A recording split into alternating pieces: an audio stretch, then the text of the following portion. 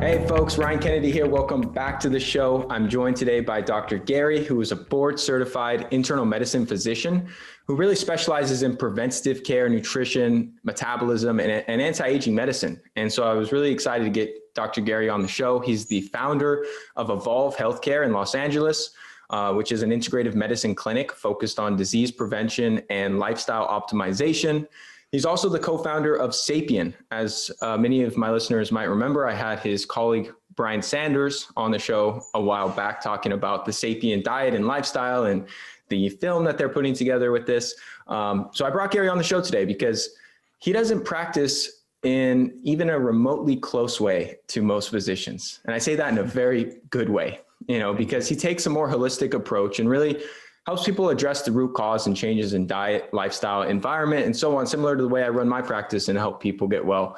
And so to kick things off today, Gary, I'd like you to start by kind of explaining your journey from, allopathic medical training to this realization you came to that there's a better way to help people get well that's not in line with the standard of care of, prescribing pharmaceuticals and kind of sending people on their way, and how you really came to utilizing this integrative approach.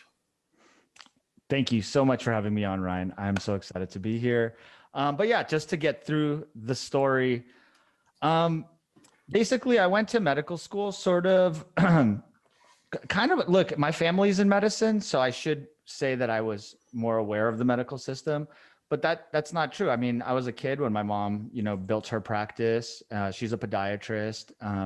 She's actually an MD DPM. She's an amazing lady and inspired me to become a doctor. I tried my hand in a number of different fields. I worked on a bunch of neuroscience publications, almost went the PhD route, even tried my hand at real estate. I had a band. I mean, I did a bunch of stuff, right? And there's all things that I was really passionate about. So I went to medical school kind of with, my eyes open, but not really sure what to expect. Sure enough, my experience was always that I was questioning everything. Question.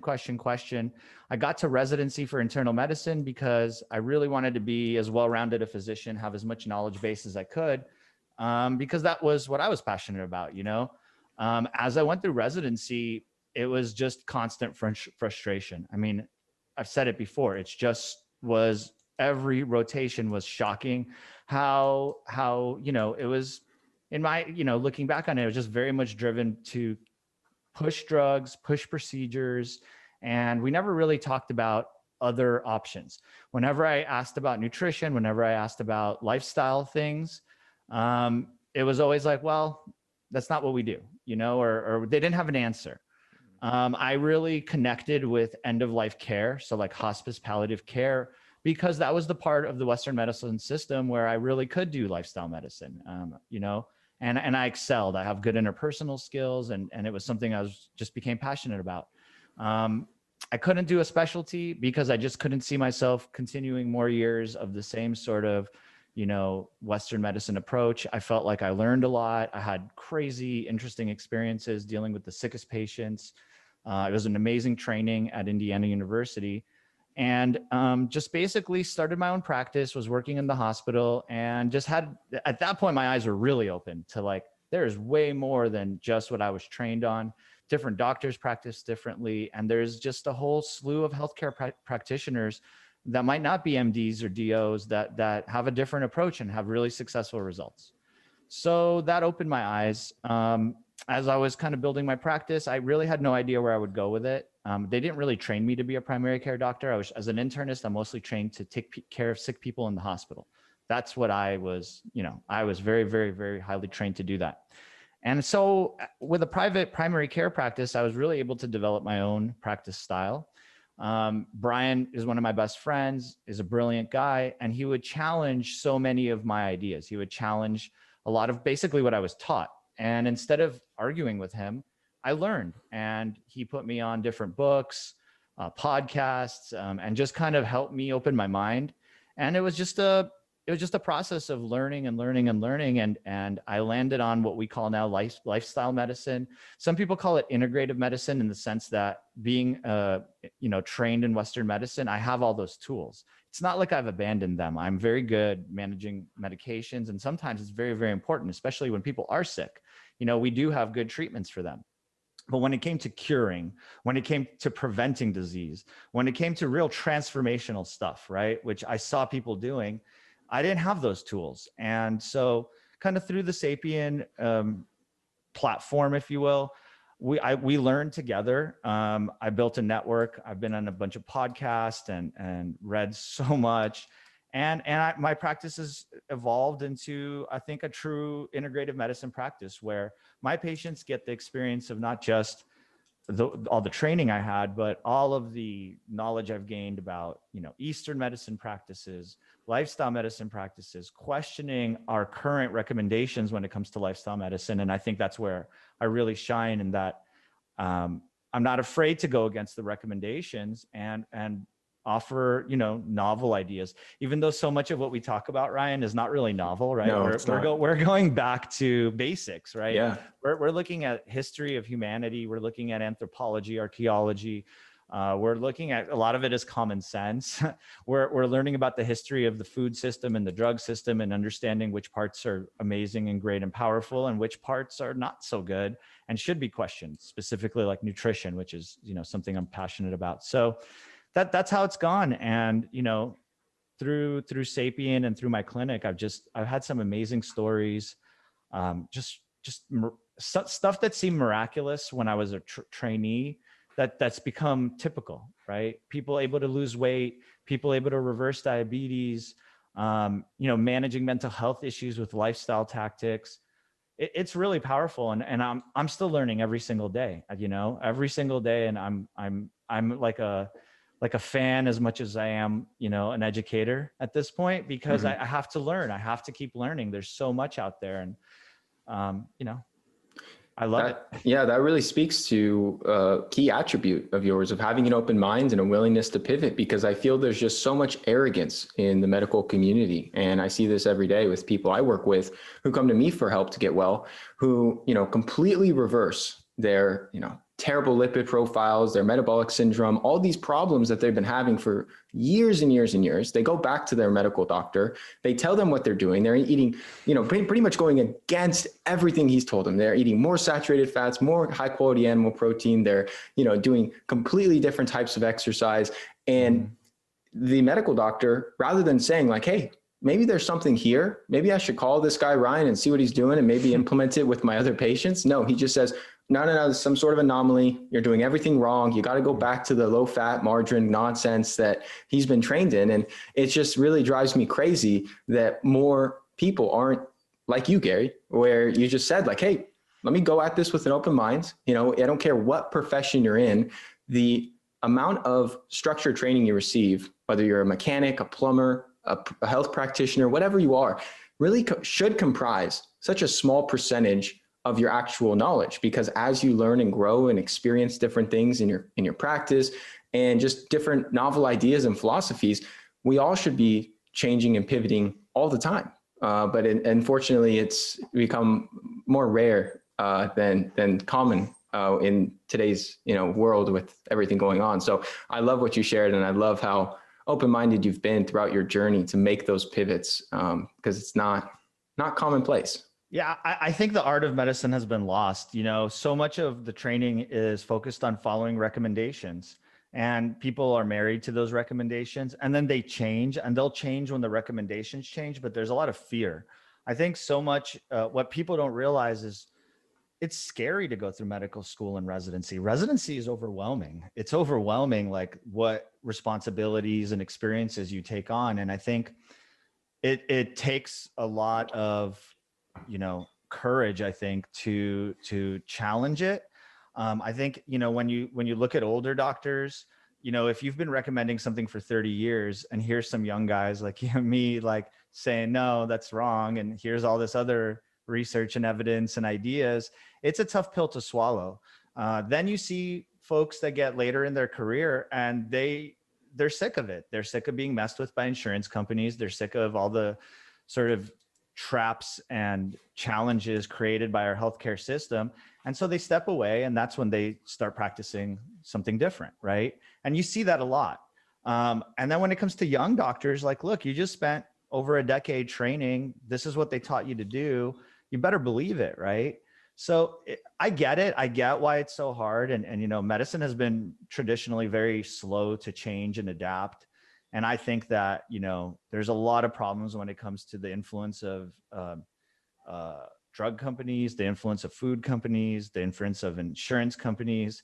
I think the reimbursement schemes create huge challenges for doctors. I think most people know that the days of doctors being rich, I mean, it's not like a thing anymore, right? Doctors work hard, and, you know, they're service providers, and more, it's very, very challenging. You know, you have this huge amounts of doctor burnout. You have a lot of people struggling with obesity and mental health issues after training because it's so difficult. And instead of adapting and changing, the healthcare system just kind of keeps plugging along, right? And there's a lot of reasons for that. And it really, you know, it takes someone, you know, and look, it's not just that I'm courageous, and I do think that it took a lot of courage, but so my mom's a doctor, as I mentioned, and she's just always been supportive of, like, think for yourself. You know, you are a smart guy, you can integrate the information, but don't be ideological. So, you know, I have a lot of carnivore patients, but I'm very even-handed when it comes to that. I don't shun people that are vegan because I understand that their goals are the same as mine and yours, right? We might think that they're misguided, and I really do, but, you know, that doesn't mean that they're wrong or there's something bad about them. It just means that there's a different challenge to overcome. So, you know, I think that healthcare is really, really failing us. I think it's really, really clear with this whole COVID thing that, you know, you have a vitamin D deficiency epidemic, you have a hyperglycemia, hyperinsulinemia, obesity epidemic, and then you add to that, like, a virus that targets these kind of pathologies. And so you had this triple whammy, and people got really sick. And that's true across most of the world, right? So, you know, while this last year has been incredibly challenging for me, it has reinforced so much of what I do, because the patients that listened, the patients that were on their health journey, the patients that started it because they were like, this is an opportunity, those patients did great. They didn't go to the hospital. People with good supplementation regimens or good lifestyle practices, spending appropriate times in the sun, people that continued to exercise, people that understood intermittent fasting strategies and you know, what we talk about with, like, healthy animal foods, they don't get sick like this, right? Like, this is not a virus that preys on them. And so I really, you know, I hate to bring up COVID all the time, but it's a part of our life. And it should be a huge teaching lesson and a huge opportunity. I think we dropped the ball instead of initiating lifestyle medicine or lifestyle practices that could have really helped people, or emphasizing the importance of supplementation. A lot of this stuff lived in sort of our communities, and it wasn't pushed to the public, and that would have saved lives. I really believe that. You know, if there was a huge emphasis on vitamin D, there was a huge emphasis on exercise and not embracing obesity like it's normal and it should be, you know, acceptable. It's not. Like, you can't. It creates problems. So, you know, I think that huge opportunity missed, but for me, it was a huge opportunity to really, like, reinforce what I've learned, add more layers to what I've learned, and watch people just be incredibly successful. So, you know, it's really interesting. It's been a really interesting year, to say the least. Yeah. And I think it's just getting started. I think a lot of people are waking up to these realizations and understanding that, you know, it's not, you know, they can't rely on external sources to take care of them. They got to really take back control of their own health and realize that it's their daily inputs and their daily choices that are going to leave them either susceptible to illness or more resilient. And we're still up against what I believe to be far bigger problems than this virus. Being cancer, heart disease, diabetes, neurological problems, all sorts of different chronic illnesses that take out far more people every year than this virus does. And it all comes back to the same recommendations though, you know, clean up your diet, clean up your lifestyle, and start taking better care of yourself. And your chances of any of these problems just plummet. You know, you really are able to live a vital, healthy lifestyle. And regardless of your lifespan, you feel better every day. You know, you just increase your quality of life. So you're happy, you're vital, life is good. And so those are a lot of the things that, you know, we absolutely agree on. And you mentioned one thing that I want to dive into more about, you know, the stressful aspects of the training you went through and how it really led a lot of people in this profession of, you know, of that gone through the training you did into obesity and all sorts of other chronic issues. And so I want to talk about stress because it's such a huge problem, especially now with all the fear mongering, and that's just compounded what was already a stressful world we live in with environmental stressors like toxins, mental and emotional stressors with work and family and all these other things that we have going on. So I want to have you kind of share with the audience a little bit about acute versus chronic stress, and then kind of foray into some of your top tips or strategies for stress management and how people could really mitigate some of this stress in a healthy way. Absolutely. All of the things you mentioned, those stressors, I think about them as chronic stressors. They're things that pummel you, they beat you down, they make your body, your mind, your psyche just weaker. And a lot of them you can't control. It's a function of the world we live in. I always use the example of traffic in Los Angeles. That's where I'm at. But especially with what's been going on, being stuck indoors, pressure to get a vaccine, not get a vaccine, financial stressors induced by everything that's going on. These are all things you can't really control, and they really pummel you and break you down. And the common way we talk about managing stress is rest, right? It's take some time off, sleep more, which is good, but not always a great idea. It's take a vacation. But, we've all been on a vacation where you come back and within 24 hours, you get some nasty email and you're losing your mind again and you're right back where you started. Or worse, because you come back to a few hundred emails and you feel behind, Right. Absolutely. And so I think that, when you go and sit on a beach for a week or whatever, it doesn't really get you anywhere. It's a nice break and I'm all for it, but it's not going to build you up. It's not going to make you more resilient. And I think that concept of resiliency is something people should really think about. Like when you live a lifestyle that challenges you, when you live a lifestyle that constantly creates acute stressors, whether that they're physical, mental, or even doing that shadow work, the spiritual work, challenging some of the stuff in your past, it's hard.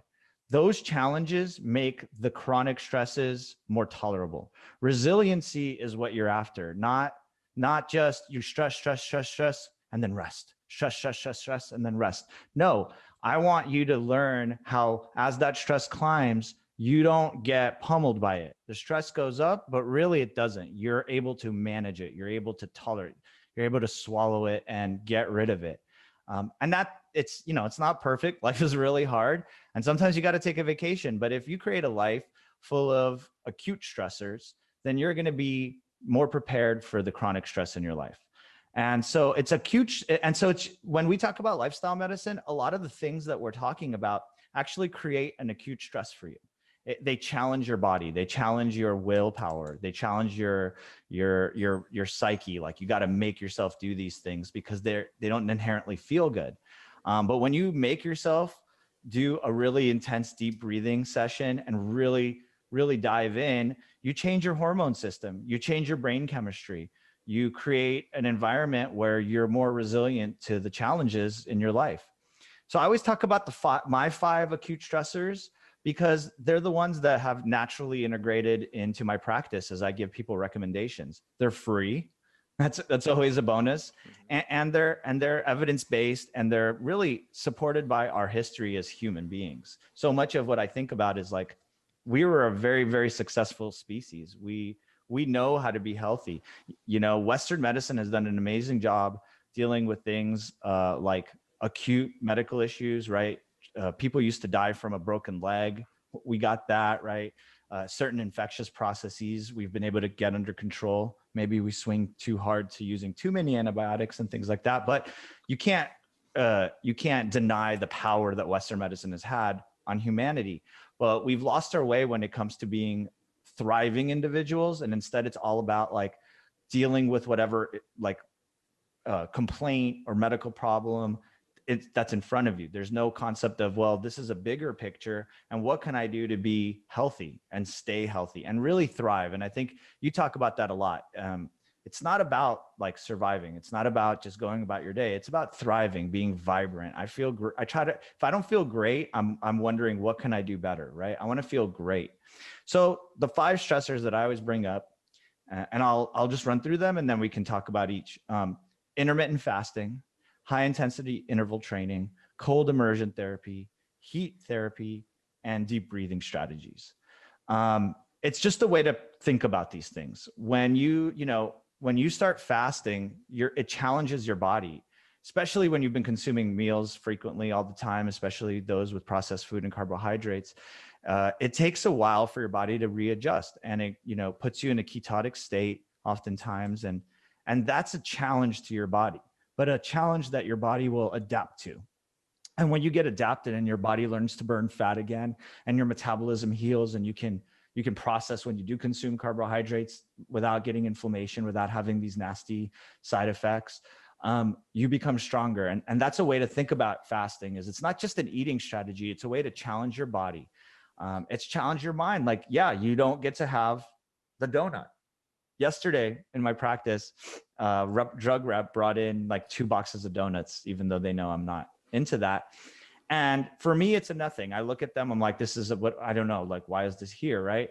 But I can see people in my office, they struggle with that because you want it. Your brain wants it. It's like a drug. When you have that donut, it pushes dopamine in your brain. It's like an addictive process. And people use food to make themselves feel better.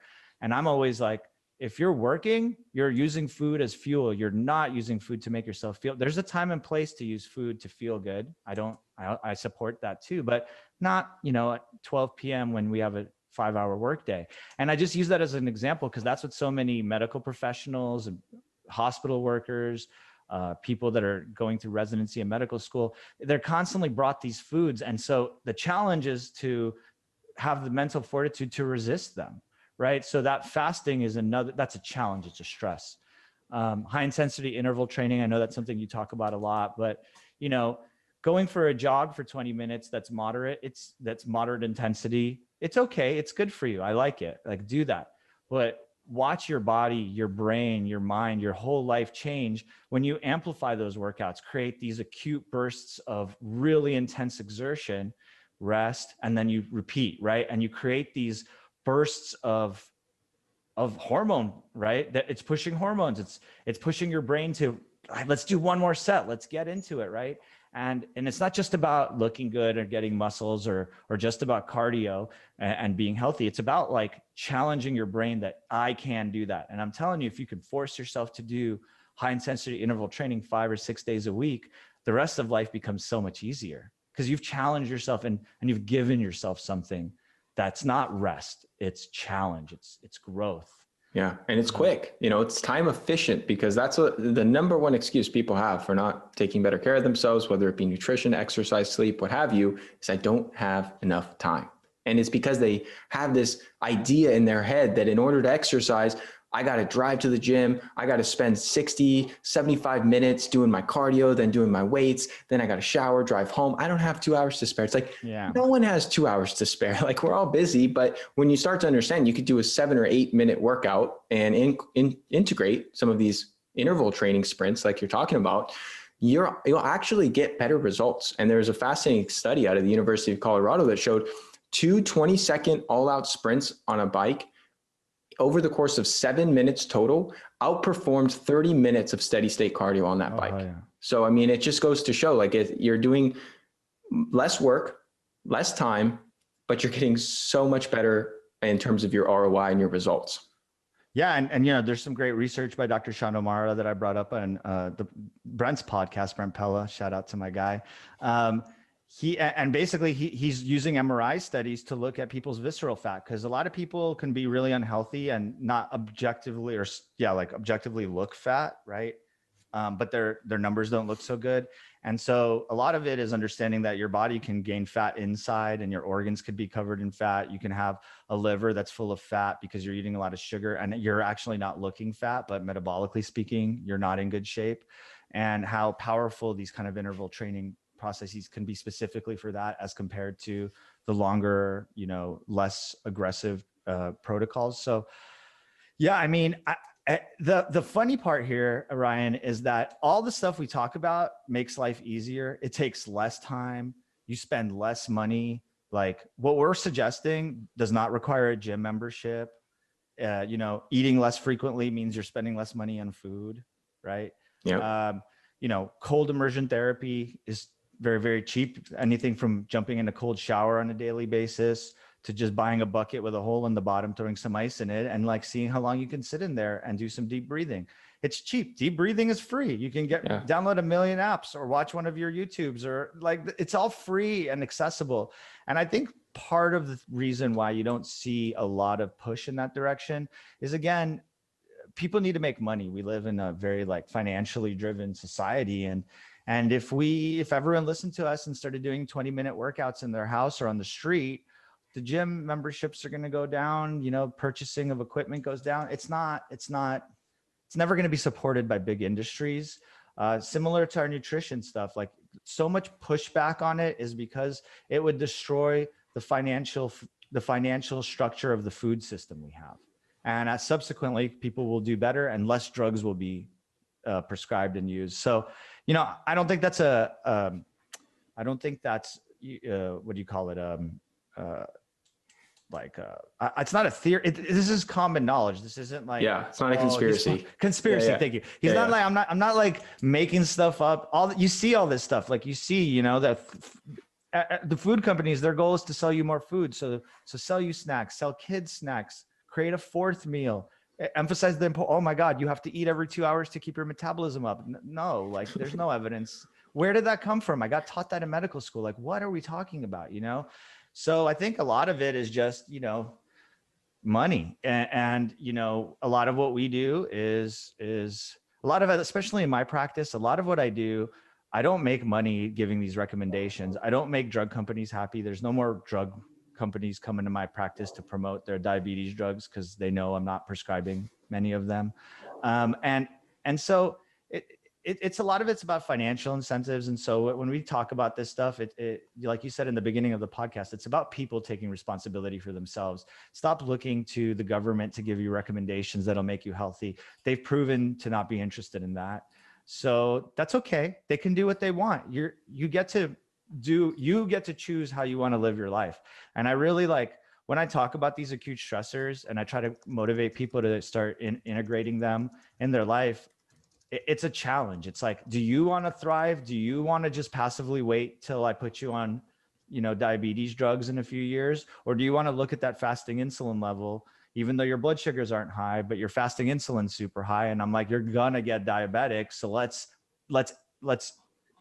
do something now so that we're not doing defensive sick care later. That's a whole mental concept that people really have to embrace to buy into what we're talking about. And it's a big challenge.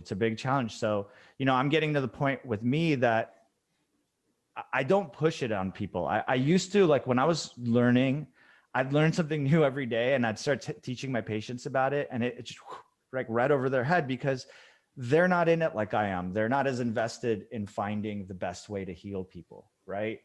But I've found out that there's a lot of people that are. Yeah. There's a lot of listeners. There's a lot of people online listening to our podcasts, our YouTube, reaching out to my office that are interested. So I started to really focus my energy on people that are receptive.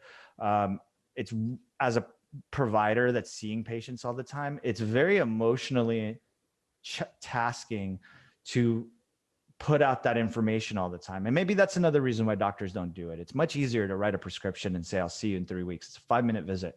My visits often go 20, 30 minutes. I don't make as much money in my clinic.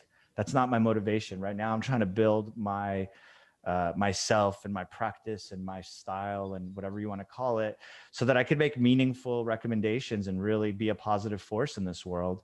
And I think like success, I'm successful. It's fine. More success will come. It's not about whenever you're seeking that, whenever you're trying to say, oh, I need to get to 25 patients in the day so that I can make my, the amount of money I need, you're losing it. And I've been lucky enough with the support of my family and with just figuring out the system to be able to make a living and figure out how to spend more time with patients. And that's the challenge. The challenge is this is like a cognitive game. You've got to realize and accept that a lot of the stuff that's been going on for 60, 70 years in America has made us sicker. And really on a grander scale, you got to realize that we were not unhealthy hunter-gatherers. We were very healthy hunter-gatherers. Yes, things took our life that we have fixed with our practices, but we were healthy people. We knew what to eat. We knew when to sleep. We knew how to have relationships, you know? And so a lot of it is just, you know, giving people that perspective of like, you don't always need a double-blind placebo-controlled study to follow a recommendation. Sometimes it's enough to look back on history, understand our evolution as a species, and use those as guiding lights. And I catch heat for that because in the Western medicine community, everyone's married to the double-blind placebo-controlled study. But then what they don't realize is so many of our lifestyle recommendations, nutrition, specifically is not based on those studies. They're based on epidemiological studies that are not good science. They're like ideas, they're suggestions. They're not things that should drive our care. So, you know, as an example, our food recommendations, the recommendations for sugar intake, the recommendations for saturated fat and understanding our cholesterol, those came from epidemiological studies that never panned out in real science. But after you've been recommending them for 40 or 50 years, you've built a whole industry prescribing cholesterol-lowering drugs. You've built a whole industry on low-fat food products. You know, it's hard to reverse that. So it's so challenging. But I really see people opening their eyes. And so like 90% of the patients I see are coming to me because they know that I only use pharmaceuticals thoughtfully. I'm not a drug pusher, and that I have some recommendations that might be different, but might change your life. And that's pretty powerful stuff. It's very powerful. And that's the biggest thing, is just having that informed consent, because that's what's lacking in a lot of conventional medicine, is saying, hey, we have this metformin. If you want to use it, that's an option. But if we make these changes to your diet and lifestyle, you won't need it. And let the person decide, because there's always going to be people who don't want to change, who just say, give me the pill. I'm not going to change my diet. I've been eating like this for my whole life. And that's that. And that's fine. You know, we need a way to help those people. And that's, you know, what modern medicine does. But there's a growing number of the population that realize there's a better way. And there's not only a better way to reverse or manage illness, but also a better way just to live a better life, just feel better day to day and look better and perform better, and all the different variables that, you know, come together to create our quality of life. And so that's really at the foundation, I think, what a lot of people are after. So you know, you shared some great stuff. I want to kind of switch gears to talk about diet, because I love this Sapien framework that you've put together. And it's very in line with my philosophy of more of a animal-based diet. And there's been so much propaganda and so much misinformation in the world, because like you said before, it comes back to the money. There's not a lot of money in grass-fed meats and healthy animal fats. Not in America anyway. It's different in other countries. Sure. And not to say that there's zero money in it. Obviously, the farmers have to make a living. But when you compare it to these processed, carbohydrate-filled, shelf-stable foods, it's night and day, you know, in terms of the profit margins. And so that's why I think there's been a big push towards this more plant-based agenda. And so I want to kind of have you break down your philosophy on nutrition and talk about some of the fallacies surrounding mainstream recommendations with animal protein and fats, and then also talk a little bit about vegetables and plant foods, because, you know, they've been preached as the holy grail of nutrition. And, you know, there's emerging and a great body of evidence demonstrating they're not great for everyone. And there's some compounds in there that are not serving you, and it could be actually a culprit in, you know, your gut issues, your inflammation. So let's kind of dive into that next. Yeah. So the Sapien framework, for those that aren't aware, it's really simple. It's a framework. It's not a diet, right? It's eat a whole foods diet. And more recently, I've started just saying, look, it's an animal-based whole foods diet. I mean, it is, and it's a tough pill for people to swallow. And I've used the word plant-based agenda and people get upset, but that's exactly what it is. I'm sorry. Also not a conspiracy. It just is what it is. Focus on fat. Focus on protein and embrace fat. So that's where I think I always differ from keto. Keto is really focused on being in ketosis and using fat as a fuel. And I'm always emphasizing, you don't need to add a ton of fat. You just need to understand that fat is a fuel. It's the preferred fuel. It's the fuel that your body's going to really thrive on. And oftentimes that amount, the perfect amount of fat, is paired with the protein. And again, why animal-based is so important, because so many, it's all set up for you. You just eat the steak.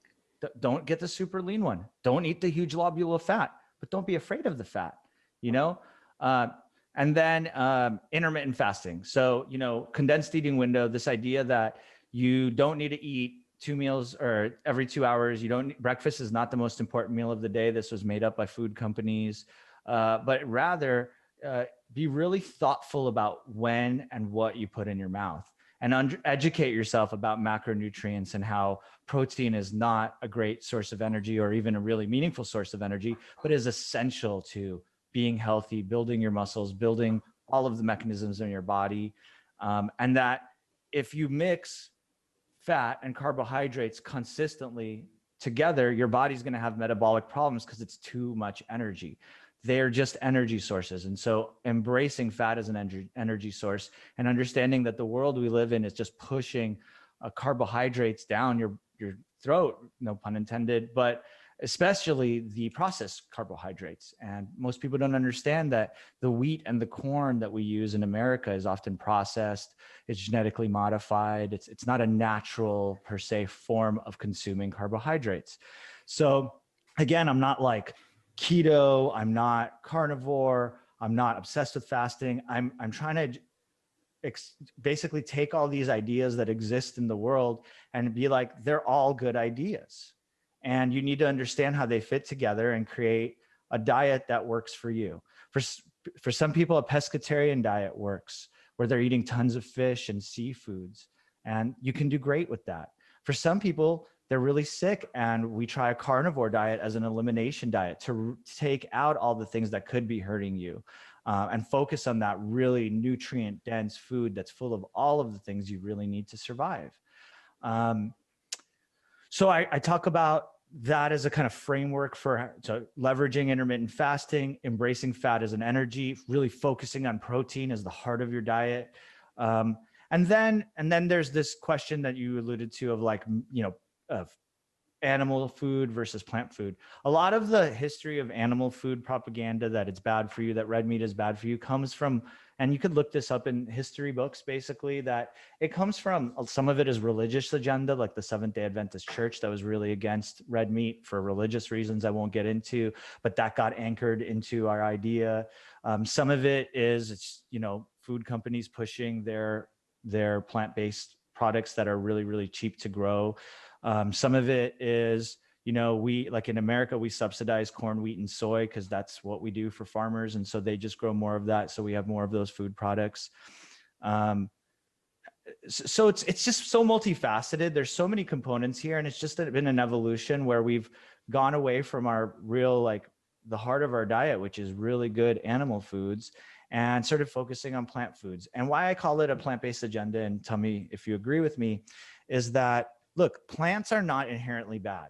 What you need to understand is that they have anti-nutrients, is that they're covered in pesticides, is that to get it to your plate looking just right, just perfect, it's not so good for the environment. There's a lot of waste. There's a lot of chemicals used. There's a lot of byproducts of smaller animals and insects and other creatures that get killed in the process of, you know, growing all these plant foods when you don't do it in a thoughtful, sustainable, regenerative agriculture system, that you don't bypass the feedlots of the animal food world when you're buying all these plants. So that's a huge idea.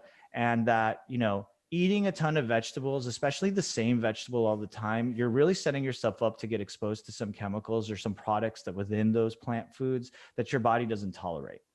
You know, we can talk about how wheat, especially processed wheat that we use, really does. There's a lot of evidence to show that it breaks down your gut lining, and that this could be a root cause problem of so many issues for people. And then, you know, you have this, everyone's got gluten sensitivity. Well, maybe we're all sensitive to this really weird product that we have created, that we have put in our bodies every single meal of every single day. You know, I do a lot of education that it's not about plants versus animals. It's about processing, cooking, fermenting, being thoughtful about everything that goes in your mouth, and not, you know, not being obsessive about one thing or the other, but learning as much as you can. So I talk, when it comes to plants, you know, when we talk about an elimination diet, it's get rid of the plant food, because I don't know what's in that plant food. I don't know what it was covered with. I don't know how your body's reacting to it. Should you really be eating spinach by the handful every day? Is that really a good idea? Do you really need 10 servings of fiber every day? Where did that recommendation come from? Is there any evidence to suggest that that is really good? Or is there actually some evidence to suggest that that causes bloating and constipation and doesn't help with any kind of cancer treatment? It's tough. It's tough because unless you're one of us that's obsessed with this, listening to all the podcasts, looking at the primary literature, it's hard pill to swallow that, plant-based is bad. When you see, you go on Shark Tank, and if it's a vegan product, they're throwing millions of dollars at it. Like, oh, these guys must know what they're doing. No, they're trying to make money, right? And so when you see people pushing vegan products or plant-based products, it's because it's sexy and it's been really pushed as a concept that's good, but it's not. That's not to say that plants are all bad, but maybe you should mix it up. Maybe you should eat seasonally. Maybe you should eat what's local to you. Maybe you should think about where your bloodline came from, and that some people might tolerate a bunch of sweet fruits and other people might not, because their ancestors never saw those sweet fruits, and their body's carb tolerance is much lower. I'm all over the place, but you asked a lot of questions. And so I just want to paint this picture of like, you really have to challenge the dogma that has been taught to you from preschool to kindergarten to on TV to your social media feed. You really got to like challenge it to start seeing through it. And I hope more and more people are listening, and it really feels that way. I think there's, especially when it comes to this plant versus animal stuff, basically the younger people, especially younger girls, are like the target of the plant-based advertising. And it's so sad to see, because you can't develop a healthy hormone system. You can't have a nice, healthy, lean body if you're not taking in enough cholesterol to make your hormones, if you're not taking in enough fat to have energy throughout the day, and you're just always hungry and always binging and always up and down. And I just see that so much. And I really worry that a lot of the advertising targets young people, then they get sick slowly. Because again, plants don't make you sick right away, right? Or a bad diet doesn't make you sick right away. It's an insidious process. It's a little bit at a time. And what happens is people get used to not feeling good. And, we keep emphasizing, I want to feel great. I want to thrive. Expect to thrive. And then ask yourself, is this food making me thrive? Or is this food I'm being told to eat it, and that's why I'm eating it? So I don't know if that answered any of your questions. That answered most of them. And I agree. I think there's three main categories of where people get led down this plant-based road. You have the health reasons, you have the ethical reasons, and you have the environmental reasons. And there's good arguments to really disprove a lot of the mainstream dogma in that, for your health, like you're outlining, we need these micronutrients in their bioavailable forms. And that's what we get through animal products. You don't get them through plants in nearly appreciable amounts because of these anti-nutrients like lectins and oxalates and phytates and all these different defense system chemicals that they've evolved with, because they can't run away. They can't defend themselves any other way. And those are really deteriorating your absorption of the nutrients you think that you're getting through plants. And then you have the environmental aspect. And like you shared, the monocropping and the kind of conventional agricultural system is destroying our environment. It's such unprecedented rates. It's absurd. And when you look at regenerative, holistically managed, large ruminants, it's actually sequestering carbon, and it's the key to restoring our soils. And then you look at the last component, which is the ethical side, and there's no animal-free lunch. If you're eating that soybean-based, Impossible Burger, many animals died for you to have that on your plate. And so you have to look at the bigger picture and really understand a lot of these things. Because like you said, it's hard to just see it on a surface level. And I think a lot of people do feel great on a vegan diet at the forefront. And it comes back to this adaptation that you talked about with the stressors. It's a stressor changing your diet substantially. If you have this drastic change in your foods, it causes this increase in norepinephrine and growth hormone. And it can actually be, in my experience, a viable short-term strategy to do it for a week or do it for a couple of weeks. Yeah. But when you start to get, adopt that belief system as a religion, and you start to really think like, hey, I felt good on this for 7 days, so I should do it for the next 70 years. it really starts to become a disservice. And like you said, it's such a slow downhill process that it's not like they just feel terrible one day. It's a slow buildup to where they look back and they're like, wow, I've been doing this for 5 years. And I think I finally realized after my hair's falling out, my teeth cracking, my skin's a mess, and I can't eat anything without feeling bloated for 4 hours. Maybe I should reconsider these choices. So there's a lot of nuance, and there's a lot of a lot of interest when it comes to different corporations, and coming back to the money topic, that I think are all at play with this movement. And everything you said, it's funny. Like I said half of that stuff to my patient yesterday. I had a young girl who came to me because she's struggling. She's struggling with her energy. She's struggling with her skin tone and her muscle tone. And so many people think they have to just exercise nonstop to maintain themselves. And if that's true, your diet's failing you. The interesting part about how I presented a bunch of things at that moment that you asked me the question, then you presented it in different ways.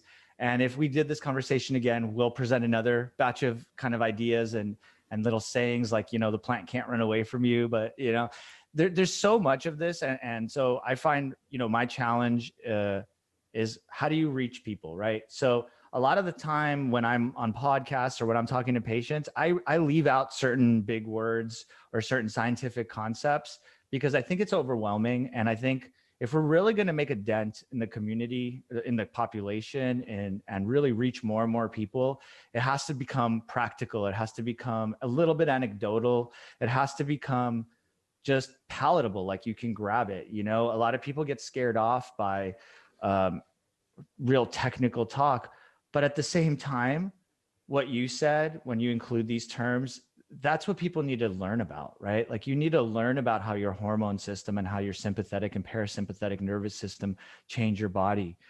People need to learn about your gut health and how your colon and your small intestine and your pancreas and liver all work together, how your blood glucose management. I just wish that there was way more of an expectation that people know that, right? Instead of just blindly following things. Yep. But simultaneously, like it's hard to educate people on that. So by creating some kind of simple ideas, like a lot of the patients I saw this last week, I'm just like, look, you've embraced the 16-8 method. So 16-8 is a form of intermittent fasting where you eat for 8 hours and you don't eat for 16 hours.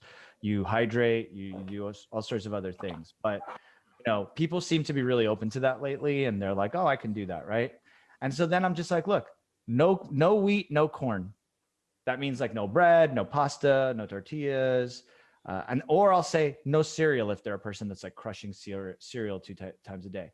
Sometimes we love it. We love to get into it. We can dive into studies and all that, but it's simple, right? Like what we're talking about is simple. We can get into the research to talk about, the benefits of heat therapy and heat shock proteins being released and how, deep breathing strategies change your brain chemistry. But you don't need to understand all that. You just need to understand that those are things that human beings have been doing for millions of years. That it's how we evolved: being cold, being hot, not eating, then fasting, then feasting, exerting or running after something, then resting, having a siesta, focusing on following the patterns of all the research. I love the community. We're going to keep going. We're going to keep writing books and making podcasts. But in the end of the day, at some point, someone needs to be able to get on TV and say these really simple things, because that, I think, is really where it's going to like transform a lot of people that aren't already pursuing this information. Mm-hmm. And I always go back and forth because my practice does, especially in the last year, a lot of people that come to me looking, they're hungry. They've listened to the podcast. They've read books. They've been referred to by guys like you to come and see a doctor that gets it. But I really want to see how we can reach more and more people. So much of when I'm talking, I just want to simplify it, like simple. 16-8, just eat 2 meals a day. Move on with your life. Don't worry about it so much. Hydrate like crazy. We didn't mention this idea of like salt is bad and sugar is okay. Where did that come from? Yeah. Like it's crazy, right? Salt is essential. If you don't, it's funny. Older patients come into the same nephrologist that says, eat a low salt diet, then sees the patient in the hospital and puts them on salt tabs. And then the diet they get in the hospital is a heart healthy diet or a renal diet that's low in salt, but then they're on salt tabs as a medicine. And so there's so many of these like inconsistencies and misunderstandings. And I think it even the doctors, even the nutritionists, they don't see it. They don't see it. They separate the nutrition from the medicine, the blood work from the person in front of them. And they don't, you mentioned holistic. That's the holistic approach, is like, who is the person in front of me? What do they really need to thrive? They don't need sugar. They definitely need some salt. They definitely need a good source of energy, and they need magnesium and B vitamins and vitamin D and so many of these things that never got taught about in school, never hear about it in the hospital.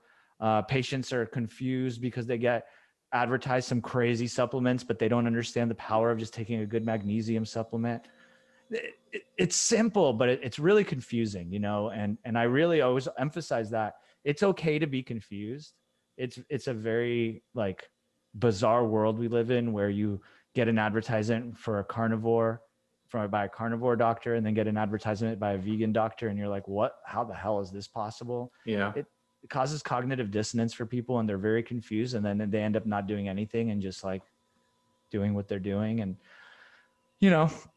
it's my dream is to really, really find a way to simplify this. And that's the mission of Sapien. That's like me and Brian's whole thing, is embrace everyone, don't ostracize people, but create an education that is easily palatable, easily integrated into your life.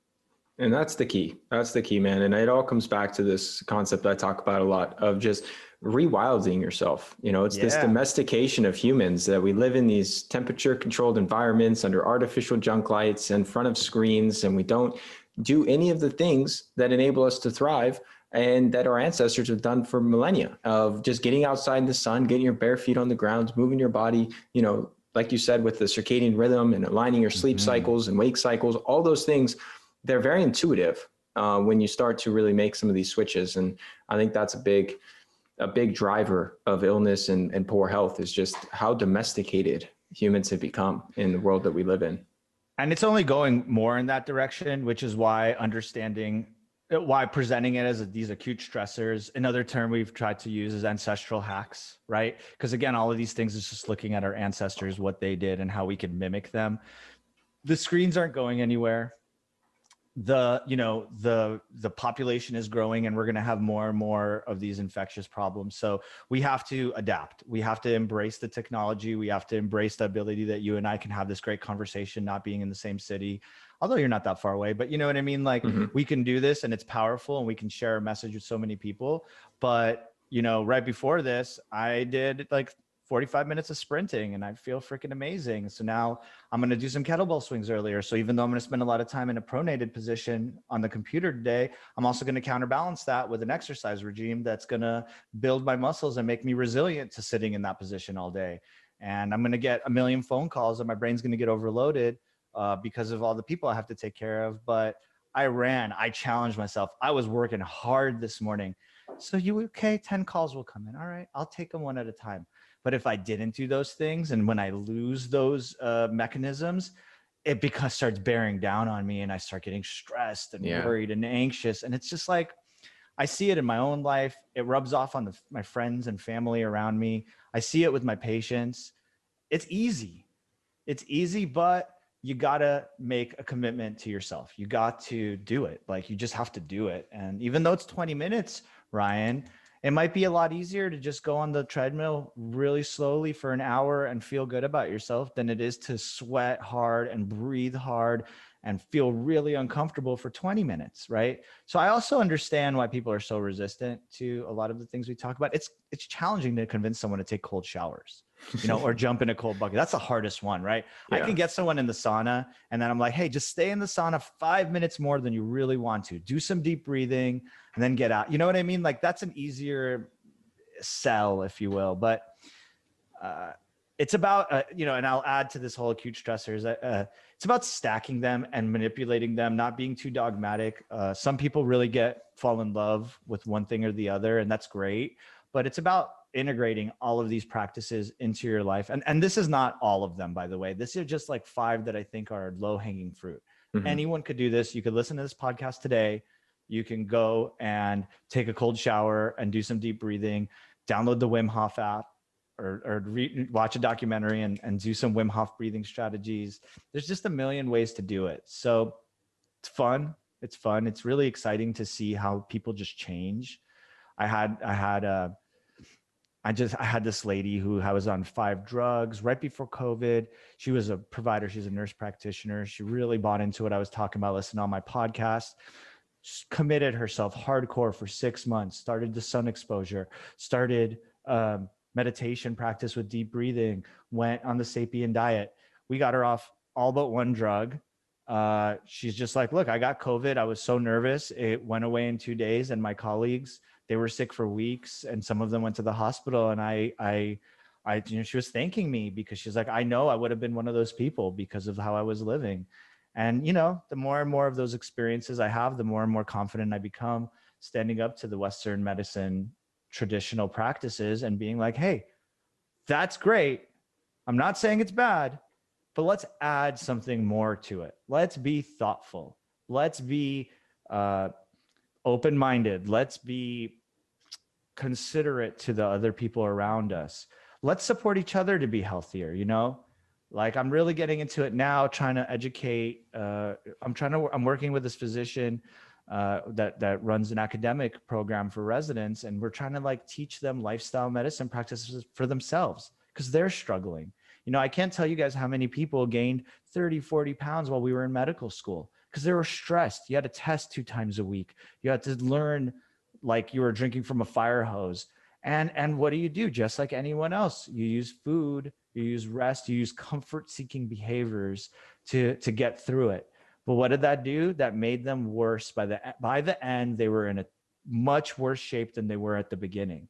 Instead of taking a break and going for a hard run for 20 minutes and then getting back to it, and now your brain's firing on all cylinders, and you can do the same amount of studying you would do in 5 hours in 2 hours because you're sharp. You're not dulled by the food you're consuming throughout.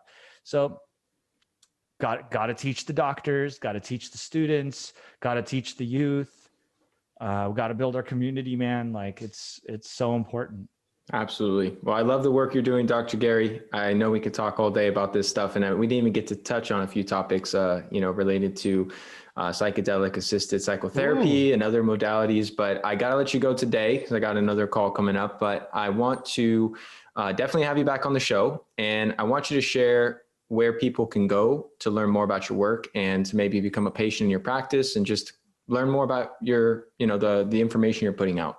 Absolutely. And I will definitely be back on. And psychedelic assisted psychotherapy is another passion of mine because it is so powerful and special, and the future is bright with that. So we will do that. But yeah, if people are interested, they could reach out to me. I'm most active on Instagram at drgaryevolve. If you want to connect with me in my practice, evolvehealthcare.com. And we're always taking consults. You can actually just call the office and schedule something with me. And then if you want to learn more about the Sapien diet and lifestyle, it's all at sapien.org. And if you want to hear me talk way more, it's called the Sapien Podcast. And we've got episodes diving into all of the topics we talked about today. Incredible, man. Well, appreciate you, Dr. Gary. Keep up the great work, and we'll connect again soon, man. Thank you so much for tuning in to today's episode. If you found it helpful, please share it along to anyone else you believe it can serve. You can find the show notes and resources we discussed at ryankennedyshow.com. Be sure to subscribe and leave a review for the show. Your feedback helps to support me on my mission to positively impact as many people as possible with this information. Much love, everyone.